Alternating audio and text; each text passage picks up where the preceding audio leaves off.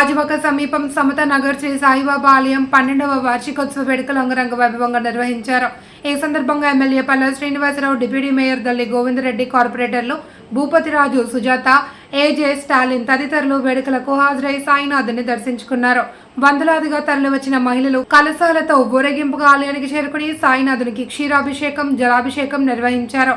తెల్లవారుజాము నుండే విశేష పూజలు, హోమాలు లాంటి కార్యక్రమాలు నిర్వహించగా వెంపల నగర్, బుడా కాలనీ, వినాయక నగర్, కొత్త కర్ణావాణి పాలెం పరిసర గ్రామాలకు చెందినటువంటి భక్తులు వందలాదిగా తరలివచ్చి సాయినాథుని దర్శించుకున్నారు. ఈ కార్యక్రమంలో ఆలయ చైర్మన్ దొంగి లోకేంద్రారెడ్డి, సమతా నగర్ కాలనీ అసోసియేషన్ ప్రతినిధులు, ఆలయ కమిటీ సభ్యులు పాల్గొన్నారు. 12వ వార్షికోత్సవం జరుపుకుంటున్నాము.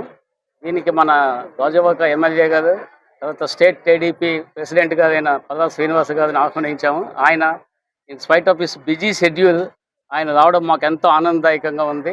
ఆయన మంచి సందేశం ఇచ్చారు. ఆయనకి ప్రత్యేకంగా మన శ్రీనివాస్ గారికి, వాల్నాయుడు గారికి కూడా నేను ప్రత్యేకంగా కృతజ్ఞతలు తెలియజేస్తున్నాను. నాకు అవకాశం ఇన్నందుకు మీకు అందరికీ నమస్కారం. మరి ఈరోజు సమతా నగర్లో వెలిసినటువంటి షిరిడి సాయి మందిరంలో 12 వసంతాలు పూర్తి చేసుకున్న సందర్భంలో ఇక్కడ పూజా కార్యక్రమాలన్నీ కూడా చాలా ఘనంగా ఏర్పాటు చేయడం జరిగింది.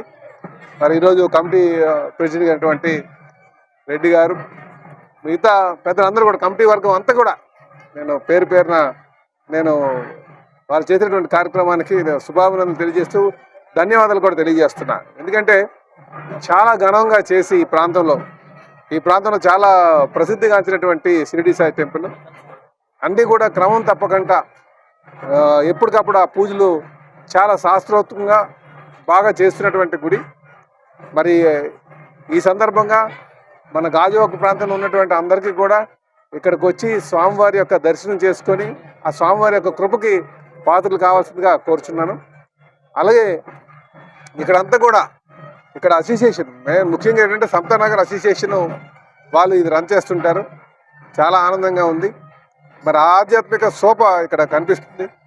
చాలా ఇక్కడికి వస్తే ఒకలాంటి ప్రశాంతత, మనసు ప్రశాంతత ఉంటుందని కూడా ఈ సందర్భంగా తెలియజేస్తూ ఆ షిరిడీనాథుని యొక్క ఆశీస్సులు అందరికీ ఉండాలని, ఈ ప్రాంతం అంతా సుభిక్షంగా ఉండాలని, అందరూ సుఖ సంతోషాలతో ఉండాలని, అందరు పిల్లపాపలు మంచిగా స్థిరపడాలి, మనకి మన రాష్ట్రానికి, మన దేశానికి మంచి పేరు తెచ్చే విధంగా ఆ సాయినాథ్ యొక్క ఆశీస్సులు అందించాలని, అలాగే మంచి నాయకత్వం వచ్చి, మంచి యువ నాయకత్వం వచ్చి మళ్ళీ రాష్ట్రాన్ని స్వర్ణాంధ్రప్రదేశ్ ఏదైతే అనుకుంటున్నామో ఆ లక్ష్యం